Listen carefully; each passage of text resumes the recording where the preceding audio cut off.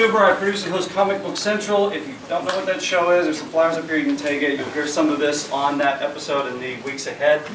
My guest on episode 21 of Comic Book Central is our guest today, as is Mr. Mike Carlin. So I'm going to bring him up on the stage.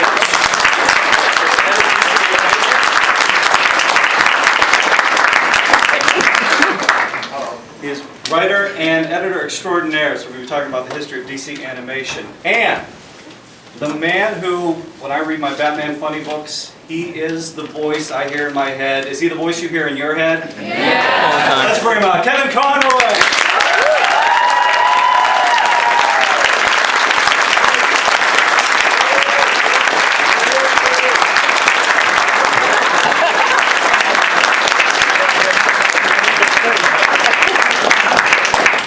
I am vengeance. I am the night. I am Batman.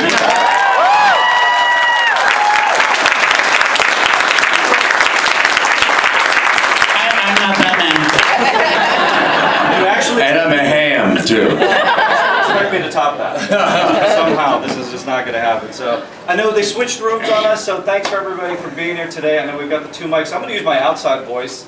But I'm going to turn it over mostly to you guys because you guys are going to have all the questions. But we are talking about the history of DC animation. So we're going to cover the history of DC animation from the very beginning up to yesterday. Mike, you're just going to be telling us all about this. But in all seriousness, my history of DC animation goes back to the Super Friends.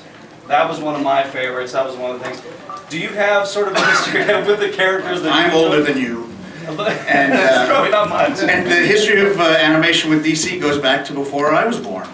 The Superman Fleischer cartoons, which are some of the best Superman movies ever made, and they were the first Superman movies ever made, and they did a great job.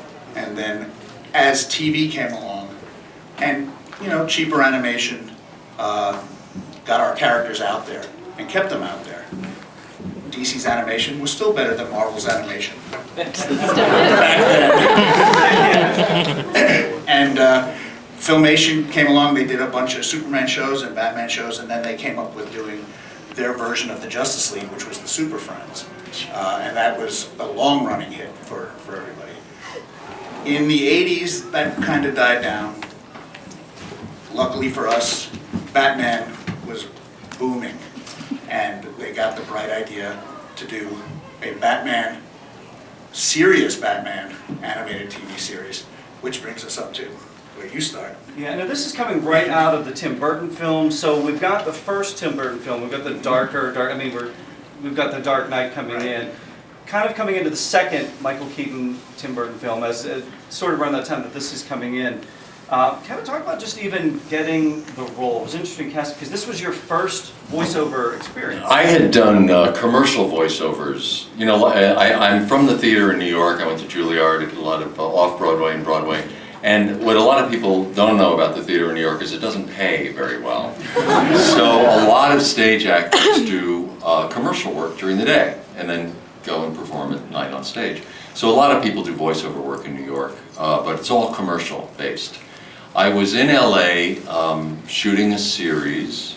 I had just finished Tour of Duty and I was doing a pilot for a new series, and my agent said, look, they're seeing people at Warner Brothers for a new Batman series. And I was surprised to find it had never been on as an animated show. I just assumed that there must have been an animated Batman series because I didn't have a lot of exposure to animation as a kid. And so it was really a cold reading. I went in to meet with Bruce Timm and Paul Dini and Andrea Romano. I had never heard of any of these people before. And they said, what do you know about Batman? And I said, well, I know, Bam, Pow, Pop from the 60s. And they said, no, that's not what we want. And Bruce Timm said, no, it's very dark. His parents were murdered as a child. He lives in the shadows. He's avenging his parents' death. It's more of a psychological drama. It's more film noir. And I said, well, you're describing a Shakespearean tragedy. You're describing Hamlet. You're describing a lot of classical roles that I've played. And he said, well, just use your imagination. So it was really just a case of an actor using his imagination. I really had no background in what they wanted. And the interesting thing about casting that I think a lot of people don't understand who aren't in the business is they usually don't know what they want until they hear it. So you ask them what they want when you go to an audition, normally they can't tell you. They're waiting to see it or hear it. So it really is often up to an actor making a lucky choice in an audition, because someone may be perfect for the role, but if they don't make the right choice during the audition, they won't get the role because no one sees it. No one knows what to ask you to do. So I just put myself in the position psychologically that I was described by Bruce. And it took me to this very dark, kind of intimate place, and the sound came out. And as I was doing this voice and doing the lines, I looked up and I saw in the booth, everyone had just stopped.